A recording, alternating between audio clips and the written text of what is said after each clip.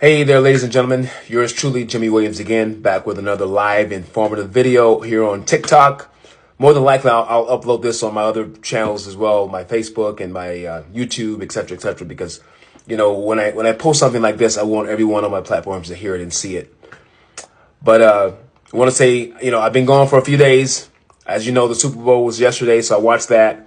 But I've been so swamped with some other things here in Atlanta, Georgia, and you know, and I have some other businesses my wife and I are venturing off into, and we've been so swamped, so I haven't been able to be here. So I'm back. All right.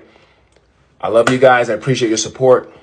And I'm giving a big ups to TikTok because, guys, since I've been online since 2018, when I started my first real estate group on Facebook and I started my first YouTube channel, I've never gotten the traction in that long period of time, nowhere near as much as I'm getting it here on TikTok. I've only been doing this for probably, I don't know, 4 weeks now. You guys have allowed me to go viral, and I'm really getting out there. And thank you. I want to say that before I talk about this important topic today. Because of you, you know, it's taken off. My YouTube channels and my other channels are starting to take off because I post those videos, backlink back and forth with TikTok, and it's starting to go viral. All right. I've had like 5,000 people watching me at one time, and I've never had that kind of traffic. So thanks to all of you. Let me just say hello to everybody, and then we're going to get into the topic of discussion, okay? Or the topic, okay? I just want to say hello to Rob K. Hey, sir, you've been following me for a long time. How you doing? Well, since I've been on here a little time, I have Coffee Jelly. Hello. Marion Guyman. Hello. Let's see. Tim Hope. Hi. Some of the names I can't pronounce, but because I don't want to say your name wrong. Charles Williams, how you doing, sir? Andy, hello. Nurse Ty, how you doing? Sunflower Rose, Classy Kai, how you doing? Who else here? Randy Things, how you doing, sir? Linda, hello. Daryl Clark, Joanne, Bobby, how y'all doing? I can't keep up with everybody, but I'm just saying hello to everyone, okay? Again, I really appreciate you tuning in. All right. As you can see, I'm dressed down today. It's Monday, and I'm just kind of exhausted, trying to get back on track again. I'm not going to come here today talking about, you know, stocks, bonds, and all that other stuff, you know, real estate, and, other types of business opportunities that I want you guys to be a part of, finance, all that stuff's out the window today. Okay. I'm going to talk to you about something that's more important. I think you need to hear today. How you doing, Precious? How you doing, Daryl? And Pamela, Alfonso. Hi, guys. Okay, so if you look at the topic of this of what I'm going to discuss today, or talk about, it's more of a testimony today. I'm talking about overcoming COVID-19. Okay, this is a very emotional topic for me because I almost lost my life with COVID back in 2021. All right, and the reason I'm sharing this story is because I think some of you need to hear it. Some of you probably had COVID. Some of you probably had someone in your family that had COVID, someone you knew might have passed. You know, almost everyone in America, to be honest with you, can say they know someone in their family had it, or a friend might have had it, or they had it, or they knew someone who died from it. That's how bad it was. It killed about 1 million people and counting, right? So in 2021, I almost died. Okay. Thank you for the likes. How you guys doing? Vaughn and Alicia, Gigi, hello. I almost passed away. And the reason I'm sharing the story is for two reasons. Number one, to let you know that when the Most High has a plan, nothing can kill you. And number two, I want to give honor where it's due. My lovely wife, the Most High used her. She was the main reason that I'm still alive today. Okay. Having a good woman in your life, or if you're a man, if you have a good woman in your life, or if you're a man, having a good woman in your life, or a spouse, a partner to be there for you, that's critical. And because of her, I'm still here. You can still see my face because of her. All right. So I got to go back now and talk about what happened. So in 2020, late 2020, we were renting a house, and then we finally moved into a house, you know, leased to own a nice big property in December of 2020, going into 2021. And, you know, this is in the Atlanta area. Okay, so you guys have some context of where I was and where I am. How's it going, Miss Ackerman Adams? Hello. Brad, hello. Dila, hello. Bertha's World, how you doing? Latrina White, Hello? So we just moved from an area in Covington. If you guys in the Atlanta area, you know these areas I'm talking about. I lived in Covington, and then we moved to Conyers, okay, for Highway 138. If you guys are familiar with Conyers, you probably know where that's at. Nice house, and it was on a hill, okay, with trees, beautiful, 4 acres of land. We bought that property for like $280. Okay, well, we leased to own it for $280. So basically, we were gonna lease and then buy it a couple years later, and that didn't happen. Something else happened with that. But the point I'm trying to make is we had this nice, beautiful property, quiet, awesome. I mean, it was like, in a lot of ways, it was like a dream home for us because we had never had anything like that. However, in the transition of moving over from Covington to the new property on the hill, I was starting to feel sick in my body. I didn't know what was going on with me. Now, at the time, you know, we were taking Ubers everywhere. And you know, you guys know 2020 was the height of the pandemic. Toward the end of it, it was really, really bad. Give you an example. In Atlanta, Georgia, every hospital was so full, it would take an entire 24 hours sometimes before somebody could see you. That's how bad it was. It was, I mean, people everywhere. People sick. It was bad. But I knew something was going on with my body when we moved into the new property because every day I was feeling so sick. My strength was leaving, you know. And I didn't think nothing of it. I thought, you know what? Well, I hardly ever get sick anyway. It's no big deal. I didn't even think about it. So, and I remember there'd be times I'd be sitting down talking to my wife and watching TV or something, and I would just fade out. I would just go to sleep and fall into this heavy, deep sleep. But it almost felt like I was going to die in sleep because I felt like it was so hard for me to wake up. And I'm thinking, whatever it is, it's not that big of a deal. I didn't think it was COVID. I just didn't think so. But I noticed every single day I got weaker. I started vomiting a lot. I didn't know. You know, I couldn't keep any food down. That was the first sign that I know something's really, really wrong. But when I was hearing about the symptoms of COVID, I was thinking, okay, well, most people saying that they feel dehydrated or they don't have any taste. You know, sometimes you lose your taste, right? And I still had my taste. I wasn't dehydrated. I just felt weak all the time. And some people say that they get a bad headache. I didn't have a headache. So I thought, whatever it is, I'm going to get over it. It's some little bug, you know. We're 5 days into this thing. And guys, let me tell you, by this time, I was starting to lose weight. I probably lost like 9-10 pounds after the first 5 days. That's a lot of weight, right? Because I couldn't eat anything. I was trying to figure out, well, this must be the flu. This can't be COVID. I don't know what I was thinking. I was thinking it's anything but COVID, right? So, you know, I'd be sitting down trying to eat something. Next thing you know, I'm just vomiting everything back up. But after the 5th or 6th day, I would go at nighttime. My wife and I would be sitting there getting ready to go to bed together. I would tell her, honey, I can't, and I haven't eaten all day because I can't hold nothing down. Honey, I gotta go sleep and lay down right beside the toilet in the bathroom. That's where for a couple of nights, guys, that's where I slept, right there by the toilet. Because I had nothing in my stomach, so my stomach was totally empty, but I had dry heaves. I'm telling you, you vomit and nothing's coming up, but just spit. That's how bad it was. I couldn't eat all day, and it didn't dawn on me, you might have COVID, dummy. You know what I mean? But I went, again, part of me was like, I was in denial. I'm thinking, nah, it can't be COVID. You know, we're wearing our masks, but I didn't realize even if you wear your mask, you can still be exposed to COVID. I thought I was fine. And I'm going to tell you, I must have picked it up from somewhere, but I didn't know.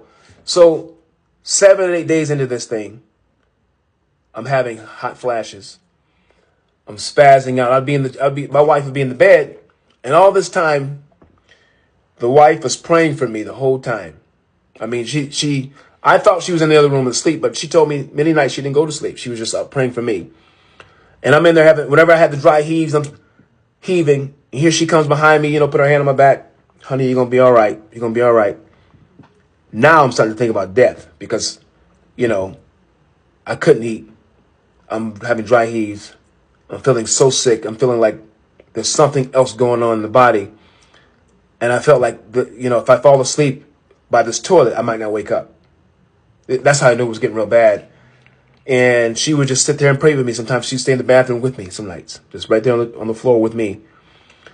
And I'm telling you, it's the power of a praying person. Hold on one second. One person said they have diverticulitis and did the same thing to me. I had to go to the emergency room. Cause of your stomach. Wow. Diverticulitis. Oh, that's a tough one. I know about that. That's real bad. But let me tell you guys something. I never felt closer to death than that night. That one night right before she told me we got to go to the hospital. All right. I'm by the toilet and I'm spazzing out. And when I tell you I was nothing was coming up. And I had this bad headache. And I felt like, man, if I go to sleep, I'm not going to wake up. That's how you know there's something really, really wrong, right? The wife said to me, Jimmy, you're not going to die. You're going to be all right. Now, how many know when people tell you that, it's awesome to hear that, but when you're sick and you're frail, sometimes you still don't believe it. They can tell you that all day long, right? The man, Mark Mason said, praise God, he healed me and I had terminal cancer. Awesome. Hello, I had kidney failure and I needed a new kidney. All of my info is in TikTok. Oh, you need a new kidney. Okay, all of his information is TikTok and IG. Okay, praying for you, brother, to get it. So, I'm laying there. And guys, I'm telling you, listen, this particular night, my wife went back in the bed and laid down in the bed. Mark, I'll look at what you said in a moment, okay? She lay down in the bed that night, right before we went to the hospital the next morning. I fell asleep on the ground, on the floor, right by the toilet, And let me tell you something. The death angel comes in the room in the bathroom with me. Some people say, what is a death angel? It's an angel of death. Okay, it will come and take you. When you're about to leave here, it will come and take you. All right? You will leave this house. You will leave. Listen, as much as we want to think that we're going to live forever, we're not going to live forever in this mortal body. It has to die one day. Right? And when you leave this planet, you're going to have to face your maker. Whatever your religion is, I'm not getting into all that. You're going to leave here. And that night, I felt like I was going to leave. The death angel came in and said, you know what? It's over for you. That's what I heard. It's over for you, Jimmy. You're leaving tonight. Guys, I didn't have no strength in my body, but I stood up straight and I couldn't see the death angel. I couldn't see it, but I could hear the voice. I sat up straight and I said, this is what I said. Father in heaven, you know my heart. You know I'm not ready to go. Immediately in my spirit, I said out loud, I'm not going nowhere. Death angel, you can't take me. It's not my time. I felt so weak when I said it, but after I said it, those voices left me. I mean, this thing wanted to take me. And I stood up just like I'm looking at you now. And it was dark in the bathroom. But I said, you can't have me. I'm not going nowhere. The Most High is not ready for me to die right now. And I don't want to die. And let me tell you guys, I didn't go back to sleep that night. I just stayed awake the entire night. The next morning, the wife said, Jimmy, put on your clothes. We're going to the doctor.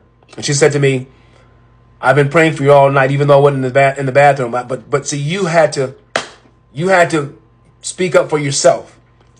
And somebody said, hey, do you know about Jesus? I know about the real Jesus, sir. The real Jesus, the one that looks like me, the one that they don't talk about in the Christian church. His name is Yahushua HaMashiach. That's the one I prayed to. I asked him for his power and healing. Okay? So yes, I know the real one, not the false one, the real one, yes. So I got up the next morning, could barely walk. My wife had to kind of carry me down, you know what I mean? And I'm saying to myself, man, you know what? This is something worse than COVID. I can't take any co-hosts right now, guys. I'm sorry. I said, this is something else. I get to the hospital. Guys, you talk about sick people. And, I'm 49. I'm a younger guy. But you have most of when I say younger guy, I'm almost 50. But I'm saying most of the people there were like in their 60s and older people. They had a line out the door, people in wheelchairs and beds. And I came in there and they said, you know what, Jimmy, your situation is not that important. There's so many other sick people in here. If you can still walk. And they didn't see me until 9 o'clock that night. I got there like 7 a.m. that morning. I'm coughing. Finally, they make me take this test. They did this, the thing to swivel up the nose to do that thing hurt. They stuck it up there. So they said, listen, go sit down. I'm going to call you back. They called me back in the room. They said, you know what? You don't just have COVID. You have the worst form, which is SARS-2. That's the worst form of COVID. And you have walking pneumonia. and you have the flu. So that was why I felt like I was going to die. All that was on my lungs. You can imagine what my lungs look like. They said your lungs are covered in mucus, and they said to me, you were, if you didn't come when you did, you probably would have died because your ability not to be able to keep food down. You had no proteins, you had nothing to sustain the body. So the only thing that really saved me is because when you don't eat, your body goes into fasting. So it starts pulling from those proteins and other things in your body, but you can only fast for so long. I couldn't even keep down water. You can live without food for a period of time, but you cannot live without water. I couldn't even drink water without it vomiting it back up. So they said, yeah, you have all three of these. And you know what? You were going to, it's a miracle you're still here. Yeah, amen. All praises to the Most High. I said to the woman, I said, yeah, how are we going to stop this vomiting? She said, I'm going to give you a little pill. This is an anti-vomiting pill. It'll keep, you'll be able to keep food down. She said, because without that, no matter what you do, you're going to continue to deteriorate. She said, we've never seen someone come in with the flu and SARS-2 and walking pneumonia at the same time.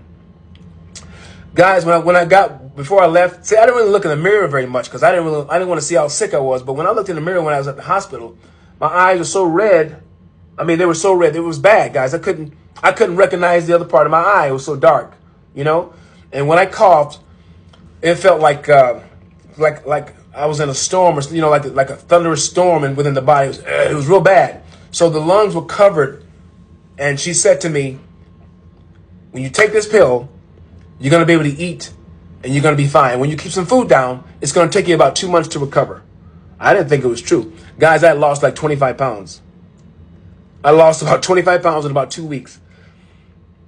And I'm sitting there thinking to myself, my gosh, I'm still here. I went home and took the pill. And for the first time in like 2 weeks, I was able to eat something, and I was able to keep it down. And I was still nervous the next day. I ate again. I was able to gain my strength back, but it took about 3 weeks. But let me tell you, the lungs, that took about a month and a half for my lungs to really recover. And I knew then this COVID thing is no joke. Now the reason I was so sick was because I've had a history of high blood pressure. High blood pressure being almost what you would say pre-diabetic. I'm not diabetic, but I'm just saying I had some of those symptoms, getting up in the night, peeing a lot and all those things.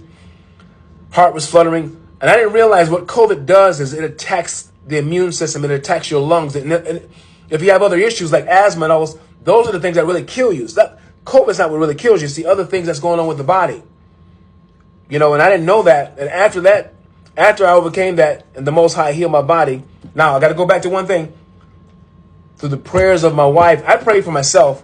I can't, Mr. Allen, I can't invite you right now, sir, because I got to go. I apologize, okay? So I didn't realize it was the power of my wife praying for me. I prayed for myself too. But how many times you guys, something happens where you don't feel like you can pray for yourself or you can't do for yourself? That's how bad it was. That day I went to the hospital, I told my wife, I've never felt like there was nothing I could do about my health. I felt so hopeless. But she was strong enough. She said, husband, man, I got you. You ain't gonna die. I've been praying for you. Mr. Allen, I can't let you on, sir. Sorry. All right? Because I got to get off. I got to get on another call. Maybe next time. But what I'm saying, guys, in closing, is number one, nothing's going to take you out of here before he says so. And if you can't pray for yourself, if you can't even do for yourself, there will always be someone, a ram in the bush, that will do it for you. Some of you can't pray for yourself when it gets so bad, right? And to add insult to injury, this was a rough time for me because it was just me and her, and I felt like we were just in this thing together, and I couldn't even tell my best friends that I was sick because I don't know how they're going to pray for me. I mean, I love them, but when you're sick and you're going through something, you need people of faith to pray for you, right? My wife was the only one that was there. The doctors just told me, hey, this is what it is. But those nights I almost died. The queen, the wife, that great woman she is. Her name is Arlene. You guys pray for her. An amazing woman. Kept lifting me up before the Most High. And that's what kept me when I couldn't even keep myself. When that death angel came in the room, it took everything in me to stand up and tell him no. Because he wanted to take me. He wanted to take me that night. It was about maybe early in the morning, maybe 2 o'clock in the morning. Very dark night. I mean, the darkest thing I've ever been through in my life. I had some other dark things that happened, but when you feel like you're going to die, you can't do anything about it, that's a very dark place. But the Queen Arlene, prayed me through and stuck with me and loved on me until I gained my health back. But yeah, that's a true story, guy. I wanted to share that with you from my heart and let you know that there is always a ram in the bush. And if your destiny is to live and fulfill that, you know what your destiny is, and you know it in your heart and your spirit and your mind, nothing can take you out of here. Okay?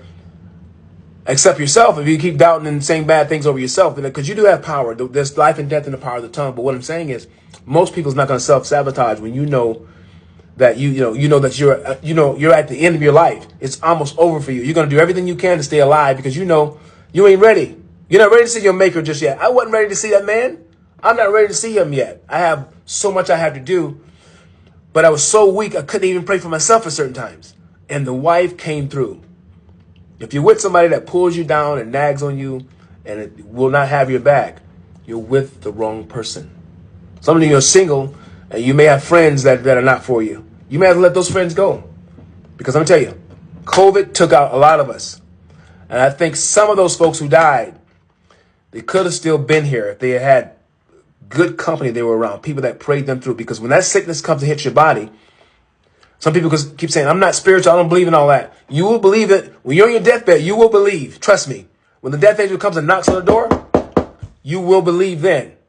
Okay? That's all I got to tell you. But big ups to my wife. I love her. Her name is Arlene Williams, man. She's a powerhouse. My best friend. She got me through it. I love you guys, okay? And do me a favor, share it. Put some comment in the chats and let's keep this thing going.